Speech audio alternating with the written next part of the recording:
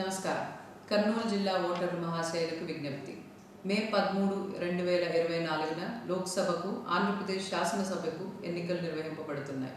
18 సంవత్సరాలు నిండిన పౌరులందరూ రాజ్యాంగం కల్పించిన ఓటు హక్కును వినియోగించుకొని తమ నాయకులను స్వయంగా ఎన్నుకునే అవకాశాన్ని సద్వినియోగం చేసుకోవాలి. ఓటు వేయడం ఓటరుగా మన సామాజిక బాధ్యత. రాజ్యాంగం మనకు కల్పించిన హక్కు. మన హక్కును మనం పరిరక్షించుకోవాలంటే మన బాధ్యతలు మనం తప్పక నిర్వహించాలి.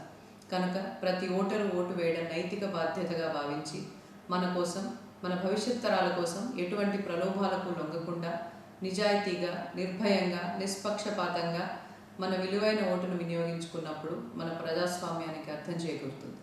రండి, మే 13వ తేదీన మనకు కేటాయింపబడిన పోలింగ్ కేంద్రంలో ఒక ఓటుతో లోక్సభ సభ్యులను, మరొక ఓటుతో ఆంధ్రప్రదేశ్ శాసనసభ సభ్యులను ఎన్నుకొని మన సామాజిక బాధ్యతను నిర్వర్తిద్దాం.